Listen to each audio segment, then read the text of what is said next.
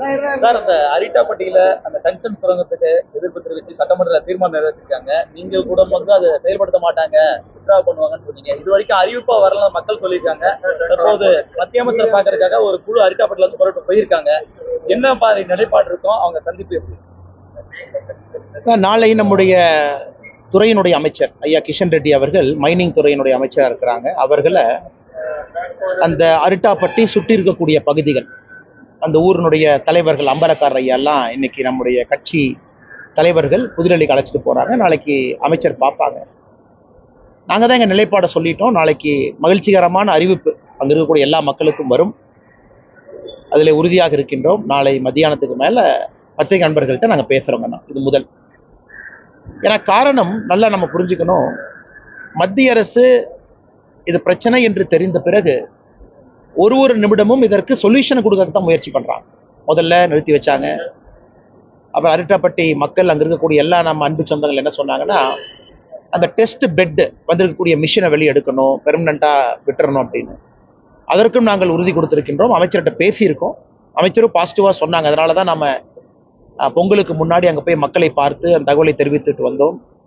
முழுமையாக அவர்களுக்கு அந்த பகுதியில் நாளையிலிருந்து ஒரு மகிழ்ச்சிகரமான செய்தி கிடைக்கும். அதற்கு எல்லா முயற்சியும் தமிழக பாரதிய ஜனதா கட்சி எடுக்குதுங்கன்னா, நாளைக்கு டெல்லியில் நம்முடைய நண்பர்கள் அங்கே இருப்பாங்க, தமிழ் ஜேர்னலிஸ்ட், அவங்கள பார்த்து நாங்கள் பேசுகிறோங்க. ஐஐடி இயக்குனர் காமகோடி அவர்கள் எப்படி கோமியம் வந்து காய்ச்சல் செயல்படுத்தினேன். இன்னைக்கு வந்து முன்னாள் ஆளுநர் தமிழிசை அவர்கள் சொல்லியிருக்காங்க, அது ஒரு அமிர்தம் கோமியம் சொல்லியிருக்காங்க. இதோட இது அது விட்டுருவோங்கன்னா, ஐஐடி இயக்குனரை பொறுத்தவரை நல்ல மனிதர், கம்ப்யூட்டர் துறையில் ஒரு பெரிய நிபுணர். ஏற்கனவே நான் சொன்னேன், அவர் கிளாஸ் ரூம்குள்ளே பேசியிருந்தாங்கன்னா அந்த கருத்து சொல்ல வேண்டிய கட்டாயம் எனக்கு இருக்குதுன்னா, அவர் வந்து ஏதோ ஒரு தனியார் இடத்துல பேசுகிறாங்க. அதில் சில பேர்த்துக்கு ஏற்புடையதாக இருக்கும், சில பேர்த்துக்கு ஏற்புடையதாக இருக்காது. அதனால் நான் அந்த கருத்தை நான் டிஃபெண்ட் பண்ண விரும்பலைங்க. ஏன்னா ஒரு கிளாஸ் ரூம்குள்ளேயோ ஒரு ஐஐடி டைரக்டர் என்கின்ற அஃபீஷியல் பொசிஷன்லேருந்து பேசுனா நான் சொல்ல வேண்டிய கட்டாயம் இருக்குங்கண்ணா. அதனால் இது வந்து விட்டுறலாம் அப்படிங்கிறது என்னுடைய கருத்து. ஏன்னா தனிப்பட்ட முறையில் நான் பார்த்தேன், மார்கழி மாதத்தில் அவருடைய சொந்த ஊரில் காலையில் ஒரு பாராயம் பாடுறது ஒரு வீடியோவை நான் பார்த்தேன், அவருடைய சொந்த ஊரில். சரி, ஓகே, தனிப்பட்ட முறையில் பண்ணுறாரு, அவ்வளோதானுங்கண்ணா. அதனால் இதுக்கு வந்து ஒரு பக்கம் ஐஐடியினுடைய டைரக்டர் அவங்க வந்து நேச்சர் ஆர்டிக்கல்லாம் கோட் பண்ணி, நிறைய ஆர்டிக்கல் கோட் பண்ணி பேசியிருந்தாங்க. இன்னைக்கு காலையில் பத்திரிகையில் நான் படித்தேன். அதனால் நான் பசுவை நம்புறேங்கன்னா, எனக்கு நம்பிக்கை இருக்குது, நான் செய்கிறேன், நான் புனிதமாக போட்டுறேன்.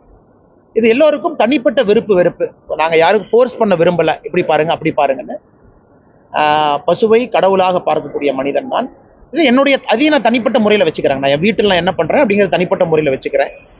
பொதுவெளியில் ஒரு கருத்தை திணிக்க வேண்டாம் என்பது என்னுடைய வேண்டுகோள். அதை முடிச்சுக்கலாம் அந்த பிரச்சனையை. காரணம், அவர் ஐஐடிக்குள்ளே உட்கார்ந்து ஒரு ஃபோரத்தில் பேசியிருந்தா நான் சொல்கிறேங்கண்ணா. அது ஃபோரத்தில் பேசலை, அவர் ஏதோ ஒரு கோஷாலையில் பேசியிருக்கார். ஏன்னா இதனால் அவர் செய்திருக்கக்கூடிய பல சாதனைகள் அது சைடில் தள்ளிட்டு இதை மட்டும் நம்ம பேசக்கூடாது. ஐஐடி மெட்ராஸினுடைய இயக்குனர் உண்மையால் நான் சொல்கிறேங்கன்னா, ஒரு இந்தியாவில் ஒரு மிகச்சிறந்த ஒரு மனிதர். ஐஐடியில் ஸ்டார்ட் அப் லேபாக இருக்கட்டும், கம்ப்யூட்டர் துறையில் ஆர்டிஃபிஷியல் இன்டெலிஜென்ஸ் வல்லுநர், national security advisory board member. இதை பற்றி நான் பேச விரும்புகிறேங்கண்ணா. இதுதான் இன்னைக்கு முக்கியம். மற்றபடி ஒரு கருத்தை ஒருத்தவங்க ஏற்றுக்குவாங்க, ஒருத்தவங்க ஏற்றுக்க மாட்டாங்க. நம்ம எதுக்கு போய் அதை புஷ் பண்ணணும்? அதே நேரத்தில் தமிழிசை சவுந்தரராஜன் அக்கா அவங்க ஒரு மருத்துவர், அவங்க கருத்தை சொல்லியிருக்காங்க. நான் அந்த கருத்தை பற்றி நான் எதுவும் கமெண்ட் பண்ண விரும்பலைங்கன்னா, அது ஒரு கருத்து தான். பட் என்னைய மாநில தலைவராக நீங்கள் ஐஐடி மெட்ராஸ் டைரக்டரை பற்றி கேளுங்கன்னா, அது தனிப்பட்ட முறையில் தனிப்பட்ட நிகழ்வில் பேசிய கருத்து அப்படிங்கிறதுனால அதை ஏற்றுக்கிறவங்க ஏற்றுக்கிட்டும், ஏற்றுக்காதவங்க ஏற்றுக்காமல் போகட்டும். அதை நான் ஒரு பொது இடத்துல இருந்து அதை புஷ் பண்ண விரும்பலைங்க. நான் ரொம்ப துரதிருஷ்டவசமானதுங்கன்னா, குறிப்பாக எஃப்ஐஆர் ரெஜிஸ்டர் பண்ணுங்கன்னு போய் அவங்க ரெஜிஸ்டர் பண்ணல. இதை தாண்டி இன்னதோ இருக்கணுங்கண்ணா. எஃப்ஐஆர் ரெஜிஸ்டர் பண்ணலையா, இல்லை அவர் அவமானப்படுத்தப்பட்டாரா, அவருக்கு ஏதாச்சும் பிரச்சனை ஆச்சா, அதையும் முழுமையாக கண்டுபிடித்து. ஏன்னா காவல்துறையில் போலீஸ் ஸ்டேஷன் அந்த மாதிரி நடக்கிறதுனா சாமானிய மனிதருக்கு ஒரு அச்சத்தை ஏற்படுது. ஏன்னா காவல்துறை வாசல்லே அது நடக்குதுன்னா எப்படி மனிதருக்கு ஒரு சட்டத்தின் மீது ஒரு மரியாதை வரும், நம்பிக்கை வரும்.